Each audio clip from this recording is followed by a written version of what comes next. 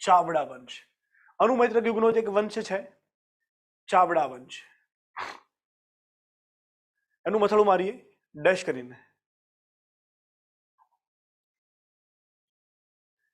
Chavda વંશની detail એવી હતી કે ચાવડા વંશની મૂળ રાજધાની શરૂઆતમાં પંચાસર હતી. ઓકે, ચાવડા વંશની શરૂઆતની રાજધાની હતી પંચાસર. સોરી, હવે પંચાસરમાં ચાવડાઓ કઈ રીતે આવ્યા અથવા તો પંચાસરમાં એમની રાજધાની કયા વર્ષમાં સ્થપાઈ એ વિશેની કોઈ સ્પષ્ટ માહિતી આપણી પાસે ઉપલબ્ધ નથી. પરંતુ આપણી જોડે ઉપલબ્ધ માહિતી મુજબ પંચાસરમાં જે શાસક હતો ચાવડા શાસક, જેનું નામ હતું જયશિખરી. ઓકે, રાજધાની છે પંચાસર, શાસક છે જયશિખરી. ઓકે, આ જયશિખરીને યુદ્ધ થયેલું એ શાસકનું નામ હતું ભુવડ. ઓકે, આપણે ઇતિહાસમાં આ ભુવડને શોધવાનો બહુ પ્રયત્ન કર્યો, પરંતુ પર્ટિક્યુલર ભુવડ નામનો કોઈ શાસક આપણને મળી આવ્યો નહોતો. એટલે આપણે એવું માનીએ છીએ કે કલ્યાણી અથવા એના આસપાસનો કોઈ ચાલુક્ય સુબો હોવો જોઈએ, અથવા તો કોઈ શાસક હશે જેને ભુવડ નામનું ઉપનામ ધારણ કરીને પંચાસર પર આક્રમણ કર્યું હશે.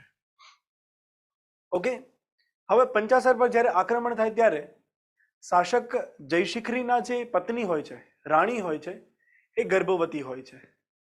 હવે જો આવા સમયે યુદ્ધ હારી જવાય તો એની પત્ની જે ગર્ભવતી છે એને કેદ કરી લેવામાં આવે, તો એની પત્ની અને એનો આવનાર જે બાળક છે બંનેનું ભવિષ્ય શૂન્ય થઈ જાય. એટલા માટે જયશિખરી છે એ પોતાની રાણી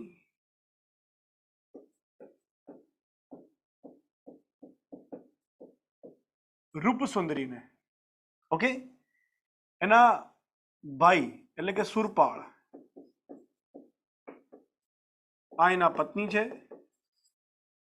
અને આ એના સાણા છે, મતલબ કે આ બંને ભાઈ બહેન છે, રૂપસુંદરી અને સુરપાળ. એટલે કે જયશિખરી પોતાના પત્ની અને પોતાના સાળાને મોકલી દે જંગલમાં. ઓકે, જયશિખરી ભુવડ સામેના આક્રમણમાં મૃત્યુ પામે છે અને રૂપસુંદરી અને એનો ભાઈ, રૂપસુંદરીનો ભાઈ સુરપાળ, બંને જંગલમાં આવી ગયા હોય છે. ત્યાં અહીંયા રૂપસુંદરી એક પુત્રને જન્મ આપે છે જંગલમાં. તો જંગલમાં એ પુત્રને જન્મ આપ્યો હોવાને કારણે એને નામ આપવામાં આવે છે વનરાજ. ઓકે, તો અહીંયાથી આપણને ખબર પડે કે ભાઈ વનરાજ ચાવડા. ઓકે, મતલબ કે આપણે ચાવડા વંશમાં જે અગત્યનો શાસક ભણવાનો છે કે જેને પાટણ ખાતે ચાવડા વંશની સ્થાપના કરી હતી અથવા પાટણ શહેરની સ્થાપના કરી હતી, એ વનરાજ ચાવડા આપણને મળશે અહીંથી. ઓકે, કે જે કોનો પુત્ર હતો? ચાવડા વંશના શાસક જયશિખરી અને એની પત્ની રાણી રૂપસુંદરીનો પુત્ર હતો વનરાજ. વનરાજ જ્યારે જંગલમાં મોટો થતો હતો ત્યારે બે વ્યક્તિઓએ એને તાલીમ આપેલી. એને તાલીમ આપનાર બે વ્યક્તિ હતા, એક તો મામા સુરપાળ હતા અને બીજા હતા આચાર્ય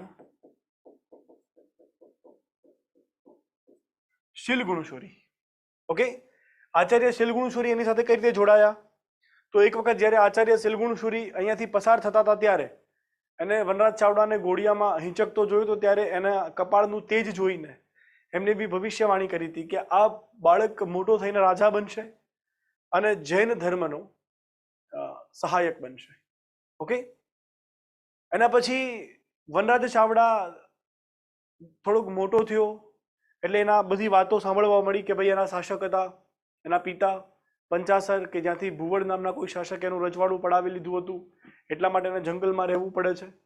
એટલે એને નક્કી કર્યું કે ભાઈ આપણે પંચાસર પર આક્રમણ કરીને ભુવડનો જે સુબો નિમાયેલો છે પંચાસરમાં એની જોડેથી આપણે પંચાસર મેળવી લેવું, પાછું લઈ લેવું, એવી એને સંકલ્પ કર્યો.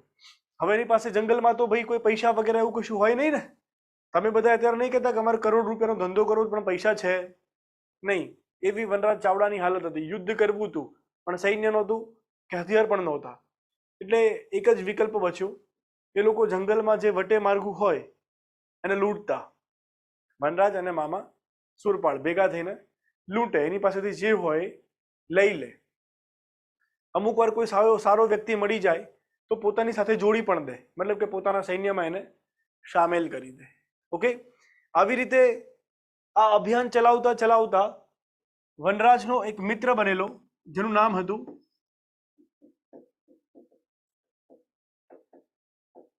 અણહિલ ભરવાડ.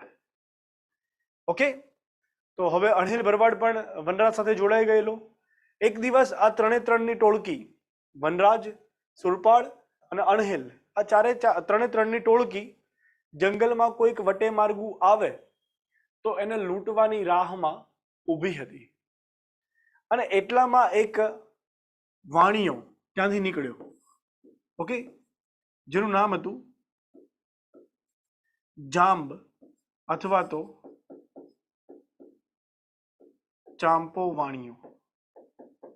ઓકે, આ જાંબ અથવા જે ચાંપો વાણિયો હતો અહીંયાથી નીકળ્યો એટલે જેમ પોલીસ ચોરને ઘેરીને ઓર્ડર આપે ને કે હેન્ડ્સ અપ, हमने तुम्हें घेर लिया है, એમ મામા સુરપાળે અવાજ કર્યો કે જે હોય તમારા હથિયાર નીચે ફેંકી દેજો, નહીતર અમે તમને જાનથી મારી નાખીશું. એટલે ચાંપો વાણિયો હતો એ સતર્ક થઈ ગયો કે સાલું કંઈક લોચો છે. હવે પહેલાના સમયમાં આવી રીતે રાસ્તા બધા જંગલમાંથી જ પસાર થતા એટલે લોકો પોતાની સેફટી રાખતા જ. એટલે જાંબે પણ પોતાનું એક તીર કામઠું રાખેલું, જો આવું કોઈ આવે તો થોડોક સામનો કરવા માટે. એટલે એણે જોયું કે 3 વ્યક્તિઓ એને ઘેરીને ઊભા છે. એટલે એણે પોતાના ભાથામાંથી 3 બાણ સાઈડમાં મૂક્યા અને બીજા બધા તોડી નાખ્યા.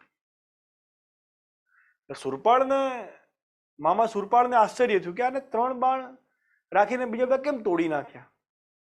એટલે એને પ્રશ્ન પૂછ્યો કે કેમ ભાઈ આમ કર્યું. એટલે એને પેલા શોલેના ડાયલોગની જેમ ડાયલોગ માર્યો કે 3 કે લીએ 3 ही काफी. હે કે તમે 3 છો ને મારે 3 બાણ તો બહુ થઈ ગયા, વધારે બાણની જરૂર નથી. સુરપાળે આ કોન્ફિડન્સ જોઈને એને પોતાના સૈન્યમાં સમાવવા માટેની ઓફર કરી કે અમે તારી પર લૂંટ ચલાવીશું નહીં, તું સંપૂર્ણ સુરક્ષિત છે, પણ એક શરત છે કે તારે અમારા સૈન્યમાં જોડાવવું પડશે. તો ચાંપા વાણિયાને પોતાના સૈન્યમાં જોડીને એને સેનાપતિ બનાવી દીધો ભાઈ. ઓકે, પોતાનો સેનાપતિ બનાવી દીધો. આવી રીતે વનરાજે એક ધર્મની બેન પણ બનાવી હતી જેનું નામ હતું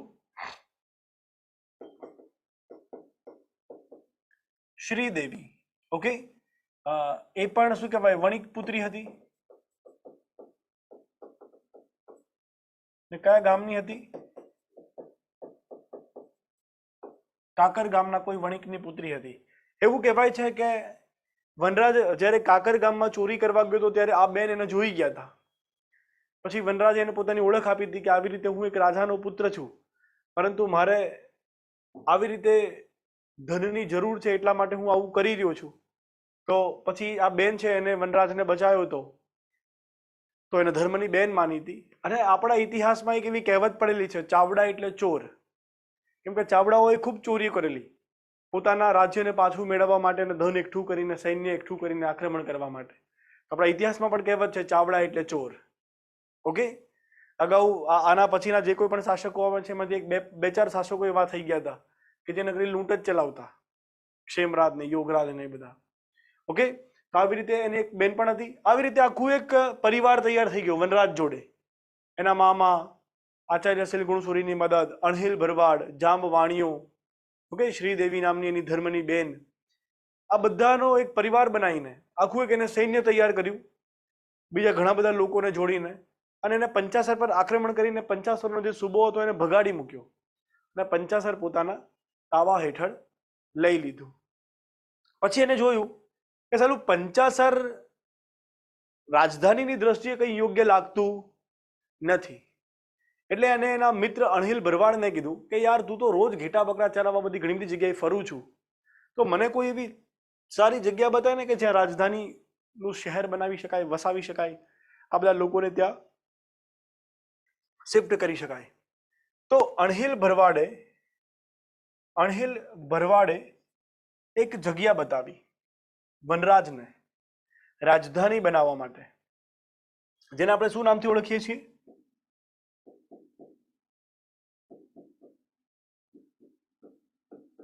અણહિલવાડ પાટણ. એનું બીજું નામ હતું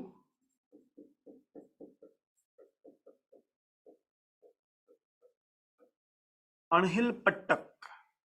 ઓકે, તો આજે અણહિલવાડ પાટણ છે અથવા અણહિલ પટ્ટક છે, એ મૂળ કઈ જગ્યા હતી? તો કે ભાઈ અનાવાડા.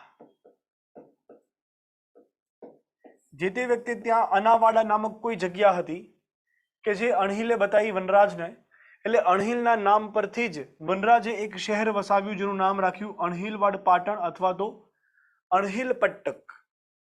અને અહીંયા આ સ્થળે વનરાજે પોતાની રાજધાની સ્થાપી અને આ અણહિલવાડ હાલમાં પાટણ તરીકે ઓળખાય છે.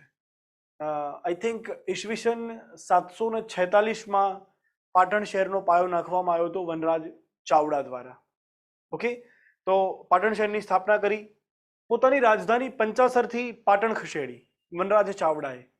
અને જે પંચાસરા પાર્શ્વનાથ જે ભગવાન હતા કે જેની મૂર્તિ ત્યાં પંચાસર ખાતે હતી, એ મૂર્તિને પાટણમાં લાવીને ત્યાં એનું ભવ્ય મંદિર બનાવ્યું અને દંડક તરીકેની પોતાની મૂર્તિ પણ વનરાજ ચાવડાએ ત્યાં મુકાવી હતી.